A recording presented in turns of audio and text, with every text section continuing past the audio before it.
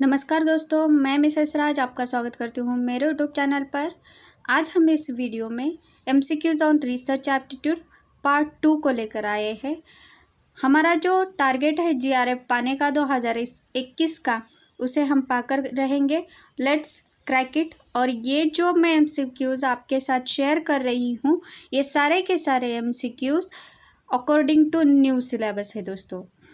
पिछले वीडियो में मैंने 50 क्वेश्चंस को डाल दिया है रिसर्च एप्टीट्यूड पर, तो उन सारे एमसीक्यूज को अगर आपको देखना है तो मेरे चैनल के प्लेलिस्ट में जाकर सर्च कीजिएगा और वहाँ पर वो सारे के सारे वीडियोस आप देख सकते हैं। इतने एमसीक्यूज आपके साथ शेयर कर रही हूँ जो एग्ज़ाम के पॉइंट ऑफ व्यू बहुत ही महत्वपूर्ण हैं। तो चलिए शुरू करते हैं। तो दोस्तों, MCQs on research aptitude part 2 है और हैप्पीनेस के साथ इस वीडियो को देखते रहिएगा और मेरे वीडियो को शुरू से लेकर अंत तक ज़रूर देखिएगा। 100% इम्पॉर्टेंट क्वेश्चंस है विद आंसर के साथ। तो यहाँ पर देखिए, पहला प्रश्न बनता है, अनुसंधानकर्ता का सर्वोच्च गुण क्या है, ऐसा प्रश्न पूछा है। ऑप्शंस देखिए, जिज्ञासा प्रवृत्ति, सशक्त कल्पनाशीलता, योग्यता, उपर्युक्त सभी। तो इस प्रश्न का जो सही उत्तर है वो है ऑप्शन ए, जिज्ञासा प्रवृत्ति। आगे देखिए, वैज्ञानिक विधि का प्रयोग किया जाता है। ऑप्शंस देखिए, वैज्ञानिक अनुसंधानों में, समाज विज्ञान संबंधी अनुसंधानों में, उपर्युक्त दोनों प्रकार के अनुसंधानों में, उपर्युक्त में से कोई नहीं। इस प्रश्न का सही उत्तर है ऑप्शन सी, उपर्युक्त दोनों प्रकार के अनुसंधानों में। अगला प्रश्न देखिए, समस्या होती है, ठीक है, कैसी होती है, क्या होती है, ऐसा प्रश्न यहाँ पर पूछा है। ऑप्शन देखिए, आवश्यकताओं के मार्ग में बाधक, समस्या समाधान के लिए प्रस्तावित प्रश्न, एक प्रश्नात्मक वाक्य, उपर्युक्त सभी। तो इस प्रश्न का सही उत्तर है ऑप्शन डी, उपर्युक्त सभी। अगला प्रश्न देखिए, कर्लिंगर ने समस्या के संदर्भ में लिखा है। ऑप्शन देखिए, यह प्रश्नात्मक वाक्य या विवरण है, समस्या समाधान के लिए एक प्रस्तावित प्रश्न है, समस्या एक निरुत्तरित प्रश्न है, उपर्युक्त में से कोई नहीं। तो इस प्रश्न का सही उत्तर है वो है ऑप्शन ए, यह एक प्रश्नात्मक वाक्य या विवरण है। अगला प्रश्न देखिए, समस्या के स्रोत है। ऑप्शन देखिए, ऐतिहासिक अभिलेख, ऐसे क्षेत्र जो अनुसंधान रहित है, ऐसे निष्कर्ष जिनका सत्यापन शेष है, उपर्युक्त सभी। तो इस प्रश्न का जो सही उत्तर है वो है ऑप्शन डी, उपर्युक्त सभी। अगला प्रश्न देखिए, समस्या चयन का आधार है। ऑप्शन देखिए, दो परस्पर विरोधी अनुभव, अनुसंधान के बाद दिए गए सुझाव, विषय विशेषज्ञों से परामर्श, उपर्युक्त सभी। इस प्रश्न का सही उत्तर है ऑप्शन डी, उपर्युक्त सभी। अगला प्रश्न देखिए, आजकल प्रायः अनुसंधान करने हेतु निम्नलिखित परंपरा प्रचलित है। ऑप्शन देखिए, अनुसंधानकर्ता की योग्यता, रुचि आदि को बिना सोचे समझे पर्यवेक्षक उसे समस्या प्रदान करते हैं। अनुसंधानकर्ता समस्या स्वयं समस्या ढूंढने में अत्यधिक परिश्रम करते हैं। अनुसंधानों के शीर्षक में चरों की हेराफेरी द्वारा नवीन सिद्धांतों का निर्माण होता है। ऑप्शन डी, उपर्युक्त ए एवं सी। तो इस प्रश्न का सही उत्तर है ऑप्शन डी, उपर्युक्त ए एवं सी। ठीक है। अगला प्रश्न देखिए, एक्सप्लेनेशन नहीं कर रही हूँ दोस्तों क्योंकि हमारी एग्ज़ाम बहुत ही नज़दीक आ गई है। अभी डेट डिक्लेयर नहीं हुई है, परंतु आपको जितनी स्पीड से आप एमसीक्यूज़ को सॉल्व करते जाएंगे, जितनी स्पीड से आप पढ़ाई करेंगे, आप अपने कंसेप्ट क्लियर करते जाइएगा और इन सारे एमसीक्यूज़ को छुड़ाते जाइएगा जो एग्ज़ाम के पॉइंट ऑफ व्यू बहुत ही महत्वपूर्ण है, 100% इम्पॉर्टेंट है। ठीक है, तो इसी वजह से मैं इसे एक्सप्लेन नहीं कर रही हूँ और आगे जैसे ही ये एग्ज़ाम ख़त्म हो जाएगी, जब मैं दूसरा कोर्स शुरू कर दूंगी, तब मैं ये सारे के सारे क्वेश्चंस को विवरणात्मक और विस्तार रूप से इसे एक्सप्लेन करती जाऊंगी। ठीक है, अभी आप एग्ज़ाम के पॉइंट ऑफ व्यू पढ़ाई कर रहे हैं तो ये सारे के सारे क्वेश्चंस आपके लिए बहुत ही महत्वपूर्ण हैं। अगला प्रश्न देखिए, पूर्ण किए जा चुके अनुसंधानों से समस्या चयन किस प्रकार होता है। ऑप्शन देखिए, अनुसंधानकर्ता से व्यापक जानकारी ग्रहण करके अनुसंधान कराने वाले शिक्षक से जानकारी ग्रहण करके उक्त अनुसंधानों को संबंधित पुस्तकालय में जाकर पढ़कर उपर्युक्त में से कोई ठीक नहीं। तो इस प्रश्न का सही उत्तर है वो है ऑप्शन सी, उक्त अनुसंधानों को संबंधित पुस्तकालय में जाकर पढ़कर। ठीक है, अगला प्रश्न देखिए, परस्पर विरोधी अनुभवों से समस्या उत्पन्न होती है जब वे द्वंद्व उत्पन्न करते हैं, जब वे संघर्ष उत्पन्न करते हैं, जब वे परस्पर समझौता करते हैं, उपर्युक्त में से किसी भी स्थिति में नहीं। तो इस प्रश्न का सही उत्तर है वो है ऑप्शन ए, जब वे द्वंद्व उत्पन्न करते हैं। अगला प्रश्न देखिए, स्पष्टीकरण संबंधी रिक्तियों से तात्पर्य क्या है, ऐसा यहाँ पर प्रश्न पूछा है। ऑप्शंस देखिए, जब किसी स्पष्टीकरण की अभिव्यक्ति में मतभेद होता है, जब किसी स्पष्टीकरण में विभेद उजागर होता है, जब किसी स्पष्टीकरण में अस्पष्टता होती है, उपर्युक्त सभी। तो इस प्रश्न का सही उत्तर है ऑप्शन डी, उपर्युक्त सभी। अगला प्रश्न देखिए, गुड बार एवं स्केटस के अनुसार निम्नलिखित में से एक समस्या का स्रोत नहीं है। ऑप्शन देखिए, विशिष्टाध्ययन, ज्ञान के क्षेत्र का विश्लेषण, ज्ञानी व्यक्ति से सलाह, अध्ययनांतर्गत विभिन्न क्षेत्र। तो इस प्रश्न का सही उत्तर है वो है ऑप्शन सी, ज्ञानी व्यक्ति से सलाह। अगला प्रश्न देखिए, समस्या की विशेषता है। ऑप्शंस देखिए, स्पष्टता, समस्या समाधान, परिकल्पना जन्य, उपर्युक्त सभी। तो इस प्रश्न का सही उत्तर है ऑप्शन डी, उपर्युक्त सभी। अगला प्रश्न देखिए, समस्या एक गुण नहीं हो सकता है। समस्या का जन्मजात होना, समस्या का व्यवहारिक होना, समस्या अनुसंधानकर्ता की रुचि के अनुकूल होना, समस्या का मापन योग्य होना। तो इस प्रश्न का सही उत्तर है वो है ऑप्शन ए, समस्या का जन्मजात होना। अगला प्रश्न देखिए, समस्या चयन का सिद्धांत है। समस्या की नवीनता, समस्या की व्यवहारिकता, भविष्योन्मुखता, उपर्युक्त सभी। तो इस प्रश्न का सही उत्तर है ऑप्शन डी, उपर्युक्त सभी। अगला प्रश्न देखिए, यदि समस्या अत्यधिक व्यय साध्य है तथा प्रदत्त संकलन की संभावना भी कष्ट साध्य प्रतीत होती है तो आप क्या करेंगे। तो ऑप्शंस देखिए, ऐसी समस्या का चुनौतीपूर्ण चयन, ऐसी समस्या का त्याग, ऐसी समस्या का समाधान, ऐसी समस्या से पलायन। तो इस प्रश्न का सही उत्तर है ऐसी समस्या का त्याग। ठीक है, अगला प्रश्न देखिए, समस्या के परिभाषीकरण से तात्पर्य क्या है। ऑप्शंस देखिए, समस्या के जटिल शब्दों को परिभाषित करना तथा उन्नत समस्या अनुमन्य अर्थ बताना, समस्या को एक सीमा में बांधना, समस्या संबंधी विभिन्न लेखकों की परिभाषा प्रस्तुत करना, उपर्युक्त सभी। तो इस प्रश्न का सही उत्तर है ऑप्शन ए, समस्या के जटिल शब्दों को परिभाषित करना तथा उन्नत समस्या का अनुमन्य अर्थ बताना। ठीक है, अगला प्रश्न देखिए, समस्या को परिभाषित करते समय अनुसंधानकर्ता को बहुत सी सावधानी बरतनी चाहिए। ऑप्शंस देखिए, वह इसमें अनेकार्थ शब्दों का प्रयोग न करे, वह इसके आधार पर पूर्वानुमान व्यक्त कर सके, वह इसके स्वरूप को संक्षिप्त करे, उपर्युक्त सभी। तो इस प्रश्न का सही उत्तर है उपर्युक्त सभी, ऑप्शन डी। अगला प्रश्न देखिए, अनुसंधान हेतु प्रतिपादित समस्या का मूल्यांकन आधार है। ऑप्शन देखिए, समस्या की नवीनता, समस्या समाधान संबंधी क्षमताओं की उपस्थिति, न्यायादर्श से प्रदत्त संकलन की संभावनाएं, उपर्युक्त सभी। तो इस प्रश्न का सही उत्तर है ऑप्शन डी, उपर्युक्त सभी। अगला प्रश्न देखिए, दर्शन क्षेत्र में उपलब्ध अनुसंधान संबंधी समस्याओं को नाम दिया जाता है। ऑप्शन देखिए, दार्शनिक समस्याएं, ऐतिहासिक समस्याएं, दर्शनीय समस्याएं, अदृश्य समस्याएं। तो इस प्रश्न का सही उत्तर है ऑप्शन ए, दार्शनिक समस्याएं। अगला प्रश्न देखिए, ऐतिहासिक समस्याओं की पृष्ठभूमि होती है। ऑप्शन देखिए, कालक्रम संबंधी अध्ययनों के रूप में, ऐतिहासिक प्रदत्तों एवं तथ्यों के रूप में, उपर्युक्त दोनों ही रूप में, उपर्युक्त दोनों ही रूपों में नहीं। तो इस प्रश्न का सही उत्तर है ऑप्शन सी, उपर्युक्त दोनों ही रूपों में। अगला प्रश्न देखिए, समस्या का प्रकार नहीं है। दार्शनिक समस्याएं, सहसंबंधात्मक समस्याएं, सर्वेक्षण संबंधी समस्याएं, दीर्घकालिक समस्याएं।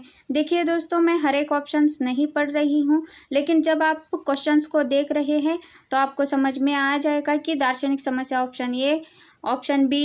इस तरह से अगर मैं कहती जाऊंगी तो बहुत टाइम लग सकता है। जितना आप मुझे यहाँ पर आप प्रोग्रेस अगर करना है, आपको अगर हर एक क्वेश्चंस को अटेंड करना है तो मेरी हर एक बात को, हर एक वर्ड को ज़रूर ध्यान दीजिएगा ज़रूर। और इस प्रश्न का जो सही उत्तर बनता है वो है ऑप्शन डी, दीर्घकालिक समस्याएं। ठीक है। अगला प्रश्न देखिए, अनुसंधान की रूपरेखा यानी सिनॉप्सिस को कहा जाता है? ब्लूप्रिंट, मैपिंग ऑफ प्रॉब्लम, आधार स्वरूप, उपर्युक्त सभी। तो इस प्रश्न का सही उत्तर है ऑप्शन डी, उपर्युक्त सभी। ठीक है। अगला प्रश्न देखिए, सिनॉप्सिस से लाभ क्या है, ऐसा प्रश्न यहाँ पर पूछा है। तो इस प्रश्न के जो ऑप्शंस बनते हैं उन सारे ऑप्शंस को देखेंगे दोस्तों। सिनॉप्सिस के लाभ के संदर्भ में प्रश्न है। यह अनुसंधान का मार्ग प्रशस्त करती है। यह अनुसंधान के विभिन्न पदों में संभावित कठिनाइयों का साक्षात्कार करती है। यह अनुसंधान के प्रत्येक पद को सुव्यवस्थित ढंग से नियोजित करती है। उपर्युक्त सभी। तो इस प्रश्न का सही उत्तर है ऑप्शन डी, उपर्युक्त सभी। अगला प्रश्न देखिए, एक उत्तम सिनॉप्सिस को माना जाता है। ऑप्शन देखिए, आधा अनुसंधान, पूर्ण अनुसंधान, आंशिक अनुसंधान, अनुसंधान का प्रारंभ। तो इस प्रश्न का सही उत्तर है वो है ऑप्शन ए, आधा अनुसंधान। अगला प्रश्न देखिए, सिनॉप्सिस तैयार करना है एक, ठीक है, वो एक कला है, विज्ञान है, उपर्युक्त दोनों ही प्रकार के या उपर्युक्त में से कोई नहीं, ऐसे ऑप्शन बताया गया है। तो सिनॉप्सिस तैयार करना एक क्या है? ठीक है। ऑप्शन देखिए, कला, विज्ञान, उपर्युक्त दोनों ही या उपर्युक्त में से कोई नहीं। तो इस प्रश्न का सही उत्तर है वो है ऑप्शन सी, उपर्युक्त दोनों ही, कला एवं विज्ञान है। आगे देखिए, एक वैज्ञानिक विधि जो पद होते हैं वही पद न्यूनाधिक रूप में होते हैं। ऑप्शन देखिए, अनुसंधान के, मानव जीवन के, साहित्य संकलन के, प्रदत्त विश्लेषण के। इस प्रश्न का सही उत्तर है वो है ऑप्शन ए, अनुसंधान के। अगला प्रश्न देखिए, परिकल्पना को कहते हैं, क्या कहते हैं यहाँ पर, ऐसा प्रश्न पूछा है। विचार युक्त कथन, अग्रगामी कथन, अस्थायी समाधान, उपर्युक्त सभी। तो इस प्रश्न का सही उत्तर है वो है ऑप्शन डी, उपर्युक्त सभी। अगला प्रश्न देखिए, बेस्ट ने परिकल्पना के लिए कहा है। ऑप्शन देखिए, परिकल्पना का विचार युक्त कथन, परिकल्पना अग्रगामी रूपों में सोचने वाला कथन है, परिकल्पना एक अपेक्षित घटना है और परिकल्पना एक अस्थायी हल है। तो इस प्रश्न का सही उत्तर है वो है ऑप्शन ए, परिकल्पना का विचार युक्त कथन है। अगला प्रश्न देखिए, परिकल्पना की जो प्रकृति होती है उसके संदर्भ में प्रश्न है। परिकल्पना की प्रकृति होती है, कैसी होती है देखिए। ऑप्शन, प्रत्यात्मक, घोषणात्मक, क्रियात्मक, उपर्युक्त सभी। तो इस प्रश्न का सही उत्तर है वो है ऑप्शन डी, उपर्युक्त सभी। परिकल्पना की प्रकृति प्रत्यात्मक भी होती है, घोषणात्मक भी होती है और क्रियात्मक भी होती है। अगला प्रश्न देखिए, वॉन डॉकेन के अनुसार परिकल्पना का अनुसंधान में प्रमुख महत्व है। ऑप्शन देखिए, यह समस्या एवं समाधान के मध्य ही मजबूत कड़ी है। यह अनुसंधान की संपूर्ण कार्य रेखा को प्रदर्शित करती है। यह समस्या का सीमांकन करती है। उपर्युक्त सभी सत्य है। तो इस प्रश्न का सही उत्तर है वो है ऑप्शन डी, उपर्युक्त सभी सत्य है। अगला प्रश्न देखिए, परिकल्पना का प्रकार है, कौन सा प्रकार है परिकल्पना का, यह प्रश्न है। मतलब परिकल्पना के प्रकार पर भी प्रश्न पूछा जा सकता है। तो ऑप्शन देखिए, प्रश्न रूप, दिशा युक्त, घोषित कथन और उपर्युक्त सभी। तो इस प्रश्न का सही उत्तर है ऑप्शन डी, उपर्युक्त सभी। परिकल्पना के जितने भी प्रकार बनते हैं उस पर किसी भी प्रकार के प्रश्न पूछे जा सकते हैं दोस्तों, और ये बहुत ही महत्वपूर्ण है। अगला प्रश्न देखिए, घोषित परिकल्पना से तात्पर्य है।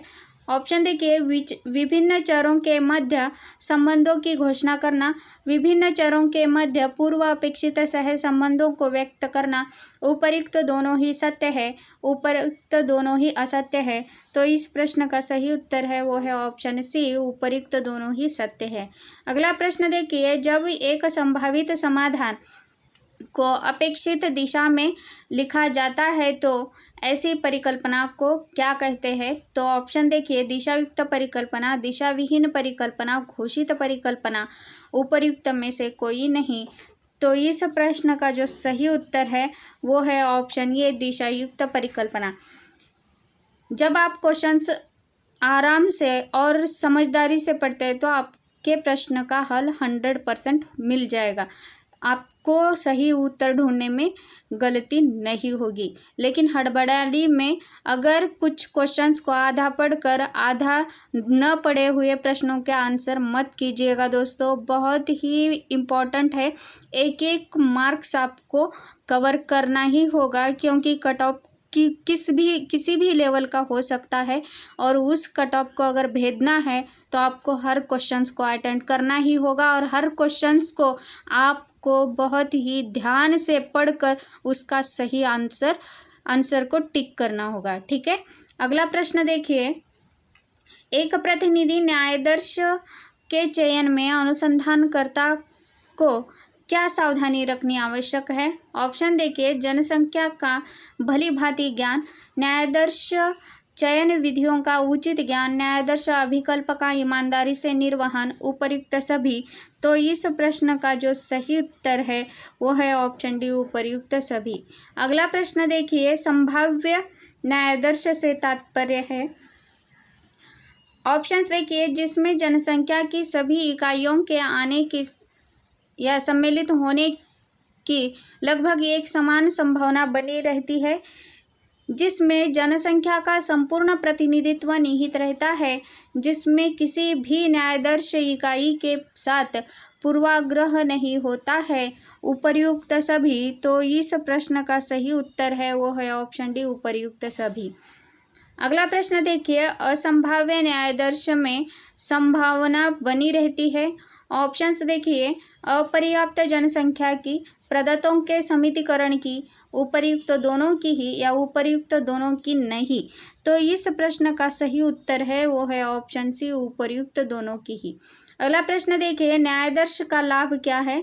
ऑप्शंस देखिए, समय की बचत, धन की बचत, शक्ति की बचत, उपर्युक्त सभी की। तो इस प्रश्न का सही उत्तर है वो है ऑप्शन डी, उपर्युक्त सभी की। अगला प्रश्न देखिए, एक न्यायाधीश की परिसीमाएं यानी डिलिमिटेशंस यहाँ पर पूछा है। तो इस प्रश्न के जो ऑप्शंस है उसे देखिए, पक्षपात की संभावना, प्रशिक्षित व्यक्तियों की आवश्यकता, न्यायाधीश इकाइयों की अस्थिरता, उपर्युक्त सभी। तो इस प्रश्न का सही उत्तर है वो है ऑप्शन डी, उपर्युक्त सभी।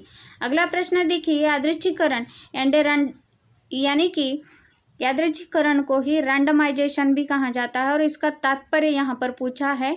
तो इस प्रश्न का जो ऑप्शन है उसे देखिए, जनसंख्या से प्रत्येक व्यक्ति के न्यायाधीश में सम्मिलित होने के समान अवसर होते हैं, जनसंख्या में से किसी व्यक्ति का न्यायाधीश में चयन अन्य व्यक्तियों के चयन में बाधक नहीं होता है, और विविध इसमें जो विधि होती है, ठीक है, मेथड्स होते हैं, उसमें व्यक्तिगत पक्षपातों का यानी पर्सनल बाइसेस का समावेश नहीं हो पाता है। ऑप्शन डी, उपर्युक्त सभी। तो इस प्रश्न का सही उत्तर है वो है ऑप्शन डी, उपर्युक्त सभी। अगला प्रश्न देखिए, यादृच्छिकरण की विधियां होती है उसके संदर्भ में प्रश्न पूछा है।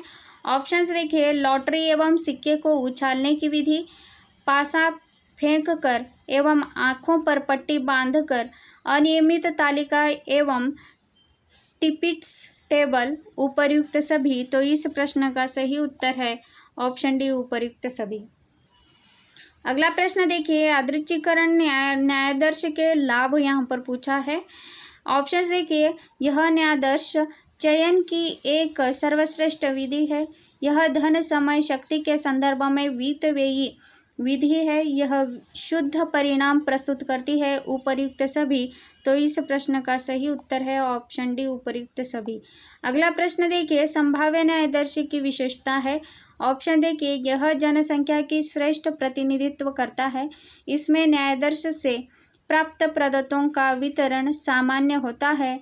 इन प्रदत्तों का विश्लेषण सामान्य सांख्यिकीय परीक्षणों के द्वारा किया जाता है, या उपर्युक्त सभी। तो इस प्रश्न का सही उत्तर है वो है ऑप्शन डी उपर्युक्त सभी। अगला प्रश्न देखिए, संभाव्य न्यायदर्शी की सीमाएं यानी लिमिटेशंस पूछे हैं यहाँ पर, उन सारे लिमिटेशंस को देखेंगे। ऑप्शन देखिए, यह जनसंख्या के न्यायदर्श के प्रतिनिधित्व की गारंटी नहीं देता। इसमें प्राप्त प्रदत्तों का विवरण सामान्य संभाव्यता वक्र के मानकों का पूर्ण रूप से पालन नहीं करता।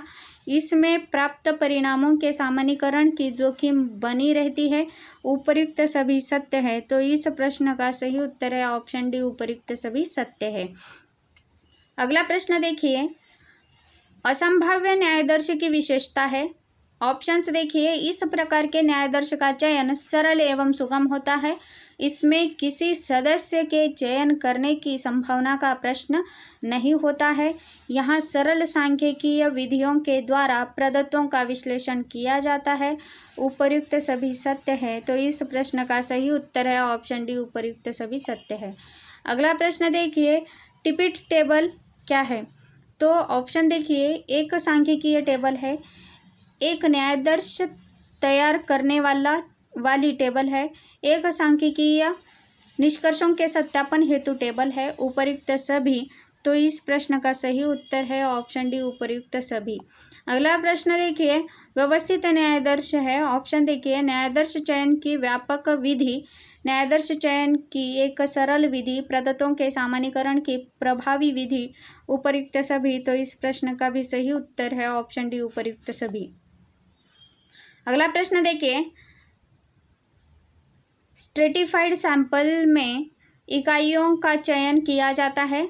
ऑप्शन देखिए, जनसंख्या को किसी एक निश्चित मानदंड के आधार पर वर्गों में विभक्त करके प्रत्येक वर्ग में से एक निश्चित अनुपात में जनसंख्या की एक मानदंड पर विघटित करके उसमें से इकाइयों का चयन किया जाता है। जनसंख्या को विभिन्न स्ट्रेटा में वर्गीकृत करके किसी एक स्ट्रेटा का चयन कर लेते हैं। उपर्युक्त में से कोई नहीं। तो इस प्रश्न का सही उत्तर है दोस्तों वो है ऑप्शन ए, जनसंख्या को किसी एक निश्चित मानदंड के आधार पर वर्गों में विभक्त करके प्रत्येक वर्ग में से एक निश्चित अनुपात में किया जाता है। अगला प्रश्न देखिए,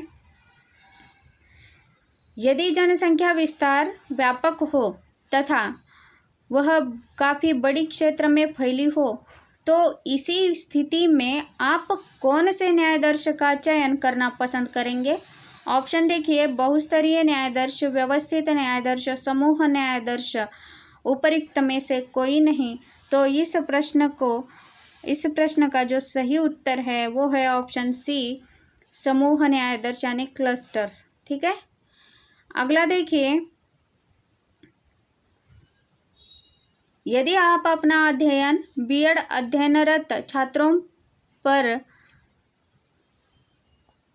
करने में रुचि रखते हैं तथा वस्तुनिष्ठ न्यायदर्श की कामना रखते हैं तो आप किस न्यायदर्श प्रविधि का प्रयोग करना पसंद करेंगे? ऑप्शन देखिए, बहुस्तरीय न्यायदर्श, व्यवस्थित न्यायदर्श, समूह न्यायदर्श या सामान्य यादृच्छिकृत न्यायदर्श।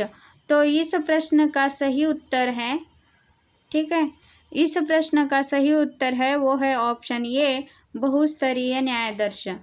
ठीक है। अगला प्रश्न देखिए, उद्देश्यपूर्ण न्यायदर्श, ठीक है, पर्पोजिव सैंपल कहते हैं इसे। ऑप्शन देखिए, अनुसंधानकर्ता की इच्छा सुविधा पर आधारित किसी एक विशेष उद्देश्य पर आधारित होती है। न्यायदर्श की उत्तम प्रविधि पर आश्रित। उपर्युक्त में से कोई नहीं। तो इस प्रश्न का जो सही उत्तर है वो है ऑप्शन बी, किसी एक विशेष उद्देश्य पर आधारित या आश्रित। तो देखिए दोस्तों, आज हमने इस वीडियो में लगभग 50 प्रश्नों को कवर किया है, जो एग्ज़ाम के पॉइंट ऑफ व्यू बहुत ही महत्वपूर्ण है। अगर दोस्तों आप मेरे चैनल पर नए हैं तो प्लीज़ सब्सक्राइब करना मत भूलिएगा, शेयर भी करते रहिएगा और लाइक तो बनता ही है दोस्तों।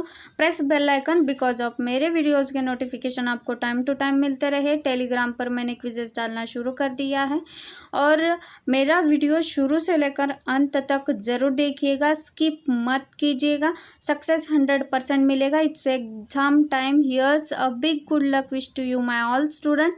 और एक बात बताना चाहती हूँ, जो भी एग्ज़ाम की एग्ज़ाम के रिलेटेड जितने भी अनाउंसमेंट या नोटिफिकेशंस होंगे, वो सारे के सारे नोटिफिकेशन सबसे पहले आपको मेरे चैनल पर देखने को मिलेगी। So thank you, tata bye bye दोस्तों। अगले वीडियो तक धन्यवाद।